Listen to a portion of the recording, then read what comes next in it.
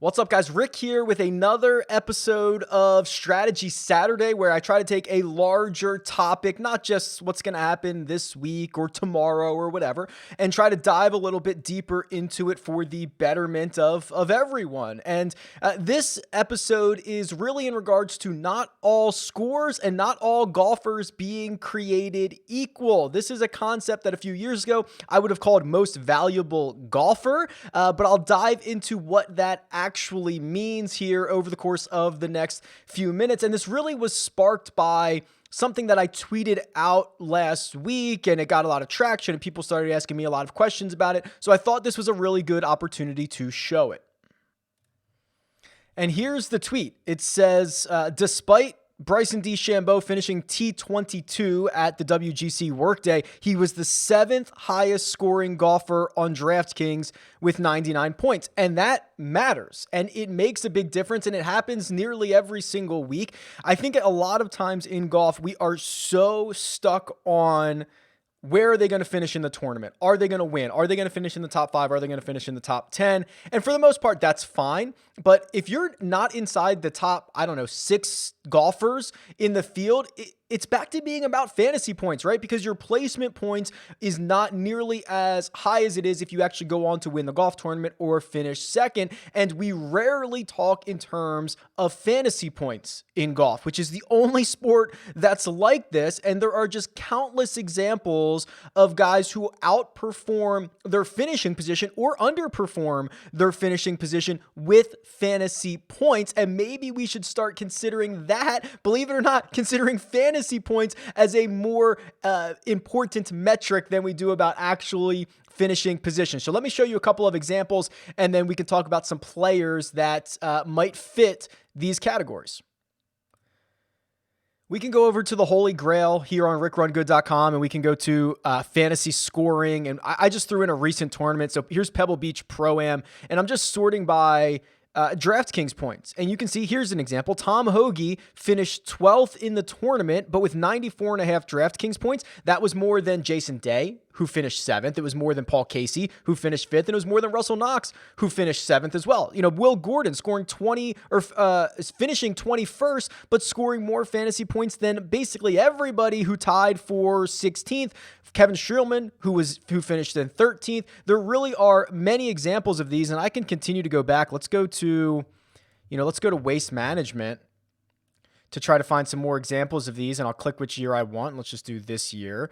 And you can see, look, here's JT Poston, right? He finished 11th in the tournament, but scored more fantasy points significantly than the guys who finished in 7th for the week, the guy who finished in 10th. I mean, there are countless examples, and there's ones that go the opposite way, like Steve Stricker, who finished 4th, but was the 7th highest scoring player on Draftkings. And I'm just cherry picking these. These happen every single week on the PGA Tour, sometimes more drastic than others, but it really is one of the most overlooked aspects of fantasy golf. And why does this happen? Well, because the scores that you make on the PGA Tour are not weighed the same as they are in fantasy, right? If you make a birdie and a bogey in real golf on the PGA Tour, you are even par. If you do that in fantasy golf, you are a net gainer, right? Because it is more fantasy points for making a birdie than it is negative points for making a bogey. So making 18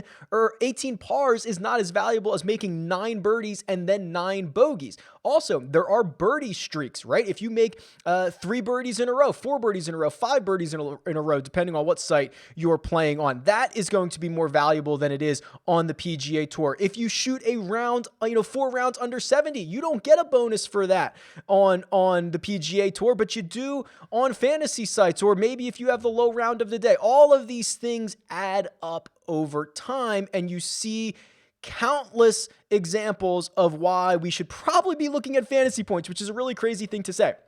So I whipped up a spreadsheet to try to further illustrate the examples here and try to find some of these golfers that might be more valuable in fantasy than they are on the PGA Tour. Hence why I used to call this the most valuable golfers, because I thought they were more valuable in fantasy than in other formats. So let me pull up the spreadsheet and we'll take a look at it. All right, so what I've done here is I've just pulled all of the events since the start of the 2020 calendar year, and I took out anybody who did not play at least 10 events in that time period so that we could get a pretty good sample. And this is a very easy, straightforward spreadsheet. All I did is I took every player, I took their average finish in what the golf tournament was, and I also took their average rank in terms of fantasy points. So if they finished 14th in the tournament, but 15th in Draftkings scoring, that's where these numbers are coming from, the two different averages. So for example, let me find a good one here. Jon Rahm on average finishes 14.58, that position on the PGA Tour.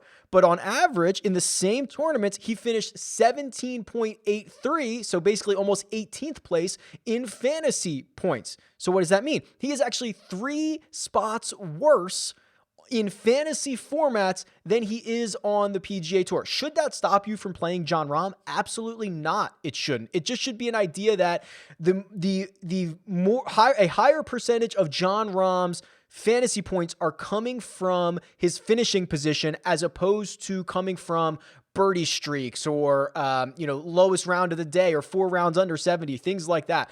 And there are really good examples of this. So then this MVG score, this is essentially saying how many points or how many places better or worse are you on average in terms of fantasy points than your finishing position in the golf tournament. So Jon Rahm, 3.25 positions worse in fantasy. We have some positive guys. How about Bryson DeChambeau? Bryson DeChambeau on average finishes 1 position better on fantasy sites than he does in the actual golf tournament. Russell Henley, very poor in terms of value in fantasy. He finishes nearly 6.5 positions worse on fantasy sites than he does in the actual golf tournament. He's kind of a grinder, doesn't make a whole lot of birdies, but he doesn't make a whole lot of bogeys either. So this is a really interesting way to look at this. And I know what you're thinking, like, Rick, it's one spot. It's 2 spots.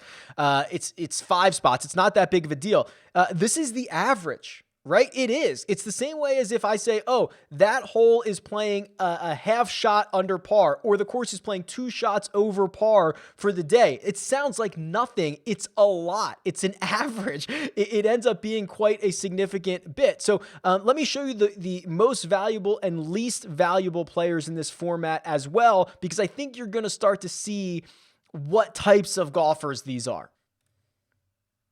So here are the most valuable golfers.